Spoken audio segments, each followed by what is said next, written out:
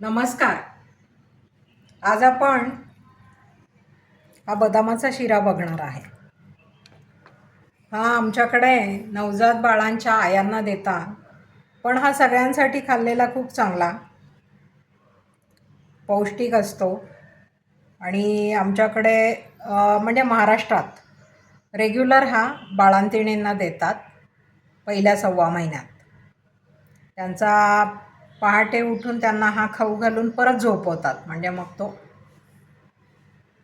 बाळाच्या आणि बाळाच्या आईच्या अंगी लागतो असं म्हणतात. तर पण इतर लोकांनी सुद्धा हा खायला काहीच हरकत नाही. वयस्कर मंडळींना, वाढीच्या वयाच्या मुलांना हा खाऊ घालणं खूप चांगलं. आता हा कसा करायचा ते मी तुम्हाला दाखवते. बदामाच्या शिऱ्यासाठी काय काय साहित्य लागतं ते आता आपण बघू. 1 वाटी कणिक आहे. हे भिजत घालून सोलून ठेवलेले बदाम आहे अर्धी वाटी तूप, अर्धी वाटी साखर. कसं करायचं ते आता आपण बघू. कढईमध्ये आधी तूप घालायचं. या शिऱ्याला तूप जरा जास्तच लागतं, कारण हा नवीन बाळांच्या आयांसाठी केलेला शिरा असतो ना, त्याच्यामुळे. आणि हे भाजायला ठेवून तोपर्यंत मी बदाम बारीक करून घेते. कणिक मी मंद गॅसवर बारीक भाजत ठेवली होती. तोपर्यंत मी पाणी उकळायला ठेवलं आहे आणि हे बदाम बारीक करून घेतलेत. आता ही कणिक भाजत आली की आपण त्याच्यात बदामसुद्धा टाकू. चांगली लाल होईस्तोवर खरपूस भाजायची, सैल झाली पाहिजे. आणि मग बदाम टाकून परत भाजायचे.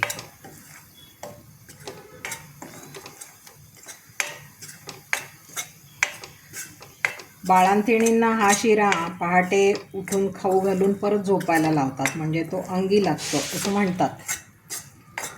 आणि बदामामुळे बाळांच्या मेंदूची चांगली वाढ होते. आता आपण हे बदाम टाकू भिजलेले.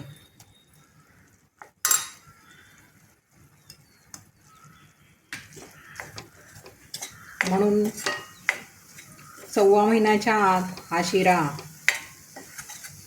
रोजच देतात आमच्याकडे. बाळ आणि बाळंतीण दोघांची पण चांगली वाढ होते त्याने.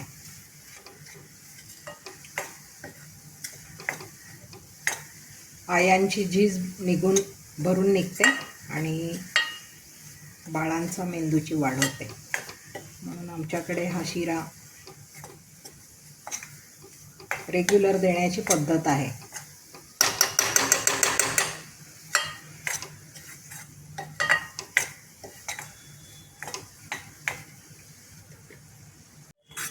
हा आता भाजत आला आहे, चांगला सैलसर झाला आहे.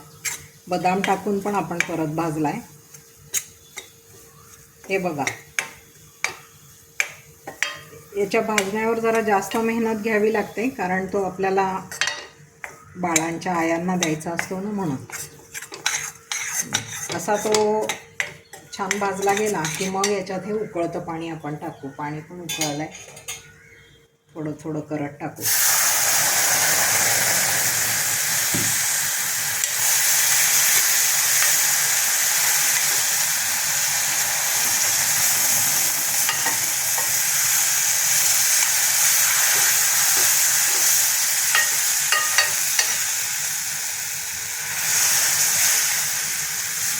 पाणी अंदाजानेच टाकायचं. असा हे झाला पाहिजे तो व्यवस्थित मऊ. खूपही मऊ नाही करायचा. असं पाणी अंदाज घेत टाकायचं.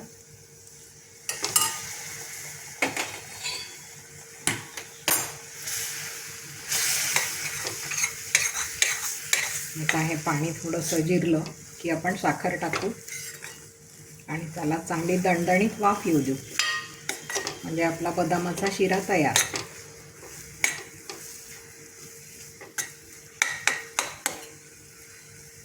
आता साखर टाकू, एकदा चांगला हलवू आणि वाफ येऊ देऊ.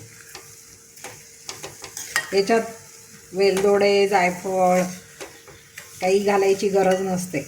याची बदामाची टेस्ट आणि कणकेचा वास इतका सुंदर असतो की इतर काही घालायची आवश्यकता नाही.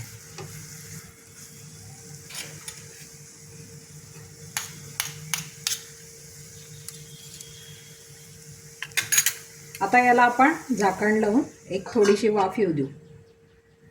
5 मिनिटात आपण बघू याला वाफ आली आहे का. हां, याला छान वाफ आली आहे आणि याचा रंग बघा किती मस्त झाला आहे. आता हा आपला सर्व करण्यासाठी तयार झाला आहे. बाळांच्या आयांना देतात, पण असं पण कोणी खाल्लं तरी तो चांगला आहे. कॉलेजच्या मुलांना, वयस्कर मंडळींना, तब्येतीसाठी खूप चांगला, लहान मुलांना. आता आपण सर्व करू.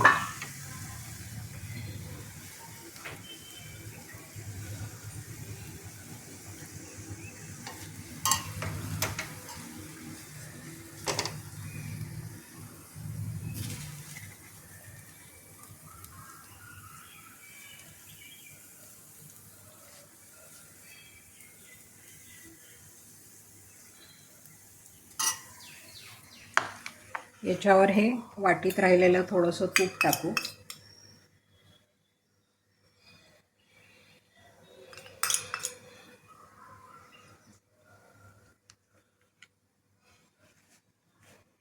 हा आपला बदामाचा शिरा खाण्यासाठी तयार आहे.